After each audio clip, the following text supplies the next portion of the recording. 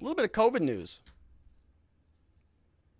Joe Rogan got the coronavirus and he recovered. Wasn't even that big of a deal. Now we're going to take a look at the drug cocktail that he took because, he's somebody with a lot of means and a lot of people who are highly invested in him want to make sure he doesn't get too sick. So he had kind of the howitzer come out and do some work on his body to make sure that he passed the COVID virus pretty quickly. Now, in that interesting drug cocktail that he took, there was that one drug that nobody likes to talk about, especially on YouTube, because it's kind of a no-no word here. But it starts with an I, and it rhymes with the word expectant. And it wasn't approved by the CDC or the FDA for that use.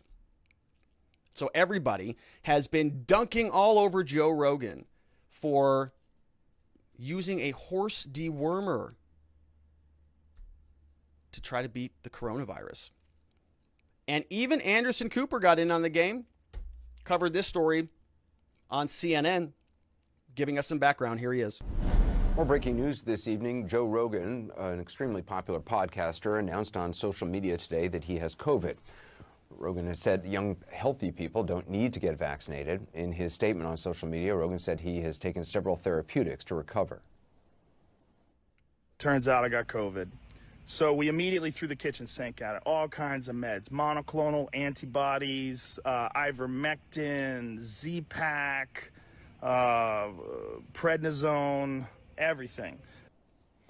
One of those drugs he mentioned, ivermectin, is something more often used to deworm horses. Oh. CDC says there's no evidence it works on COVID. Its increased usage has only led to a substantial increase in overdoses after a push by some on the far right, citing vaccine misinformation. Oh, those far right maniacs. I just can't even take it. Now look at the chyron down here. Praises the horse dewormer, ivermectin. Praises it. So Anderson Cooper is not happy about this, right? So he's got the horse dewormer meme out there. He's running hard with it. Now we're going to analyze a couple things here. I want to start off by something I saw that is interesting. Two things. We're going to certainly take a look at this horse dewormer allegation. Is it really a horse dewormer? The bigger issue, the reason why this is such an interesting topic, is because of this horse meme, this dewormer meme now. This drug that is called something's expecting is now being called a horse dewormer. Everywhere you look, the FDA is doing it also. They say on Twitter on August 21st, they said, "You are not a horse. You are not a cow." Seriously, y'all, stop it. Why you should not use ivermectin to treat or prevent COVID. So the FDA got in on this. So it got me thinking, is it really only for horses or cows? As Anderson Cooper said, is Joe Rogan really taking a horse dewormer? Or is he taking something else maybe?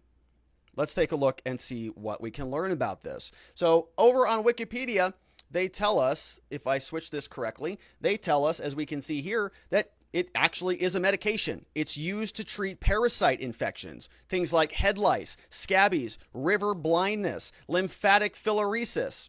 Also used in veterinary medicines, but that's the second line, used first in humans. Works on many different medications, can be taken through the mouth, applied to the skin. Discovered in 1975, came into medical use 1981. Oh, look, Campbell and Omura won the Nobel Prize for it. Physiology and medicine for its discovery. World Health Organization's list of essential medicines. FDA approved as an anti-parasitic agent. Very curious. Says the family of compounds was discovered by somebody over at Kitasato University. Been around for a long time, synthesized a number of different ways, introduced 1981. By 1986, registered for use in 46 countries, administered massively to cattle, sheep, and other animals. Approved for human use 1988, earned the title of Wonder Drug for its treatment of different parasites, used safely by hundreds of millions of people to treat river blindness and lymphatic filariasis. Hundreds of millions of people. Also taking horse dewormers. Anderson Cooper. That's interesting. So, okay, got that going.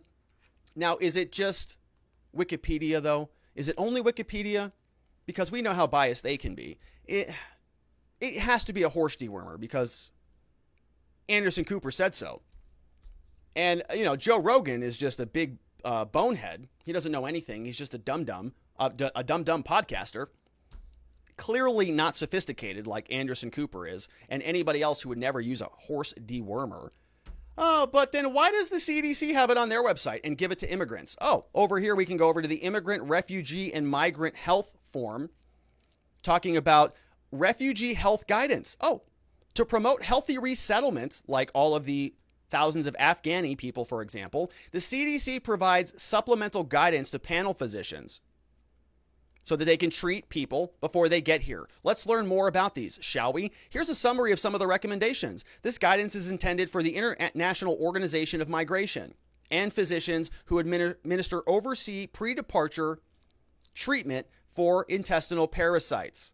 Oh, while these recommendations have been implemented in many overseas sites, here's what we've got. If you're coming from the Middle East, Asia, North Africa, Latin America, or the Caribbean, you should receive presumptive therapy with, oh, look right there, ivermectin, 2 doses, 200 mcgs per kilogram orally once a day for 2 days before departure to the United States.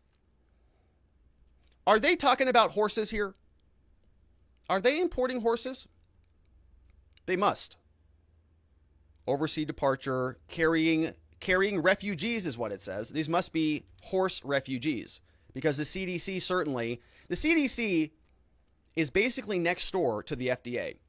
So the FDA then said that you don't take this. It's for horses. So the CDC certainly must have heard that.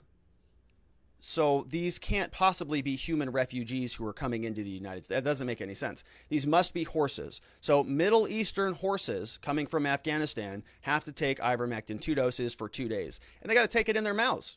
Like human, I don't know, maybe it says orally, so it must be in their horse mouths. And it's not just the Middle Easterners. We have the Africans. They also got to take the ivermectin. See that here? Another 2 doses for the African refugees. But the sub-Saharan refugees, those horses, they don't have to take any of it. They just take a couple other ones. Praziquantel, that's the one that they're good with. And so the summation, as you can see here, for overseas horses, all the overseas horses, basically all recommended that they take ivermectin. Oh, look at that. Yeah, all those horses recommended for Africa, recommended for Asia, recommended for the Middle East, recommended for Latin America. Huh. I didn't know we were importing all these horses all over the country. Weird. So if the FDA is dunking on everybody for this drug, if Anderson Cooper's dunking on it, is there anybody else? Yeah, it's even Meghan McCain says, I am no doctor, but it just seems way easier and more efficient to just get the vax rather than bleed out of your anus and getting a horse dewormer and taking 9,000 other random prescriptions and things from CVS and Trader Joe's. So you see what she did there? Very clever. She's obviously talking about Joe Rogan. So also on the horse dewormer mean. So then I started thinking, is this just about horses? Like, what are they? Are they just worried about horses? Because there's a drug that a lot of people are using now called ketamine that also used to work with horses. Discovered 1956, approved for use in the 1970s. Regularly used on dogs and horses before people started using it on human beings. And now, in fact, it might be a wonder drug that is very useful in helping people with depression. So I guess if they're going to be curing depression with ketamine, are they going to be making fun of those people using horse drugs? I don't think it's actually about the horses. I posted this on Twitter. I said, in 1903, Thomas Edison electrocuted an elephant to try to discredit a competing standard, alternating current. Today, the sophisticated are using a horse dewormer meme to try to do the same thing with ivermectin. And Thomas Edison did do that. He was in a battle over direct current versus alternating current with Tesla and an entirely different, I can't remember the name of the company back then, something, anyways, electrocuted an elephant. Why? To prove a point, to show my standard is better than a different standard. And our very own chairman of the board was in the house and said, I mean, if they're a doctor, you should probably trust them, right? Yeah. And he linked to a very important reminder about the history of other doctors in the United States. And the times when maybe the medical establishment was on the wrong side of the science, huh? Well, how about this memory trip? Remember when cigarette companies used to use doctors to push smoking? This was published over at history.com, 2018. Remember some of these stories? No other cigarette can make this statement. These facts accepted by eminent medical authorities. Very proud. Call for Philip Morris. Let's see, what does it say?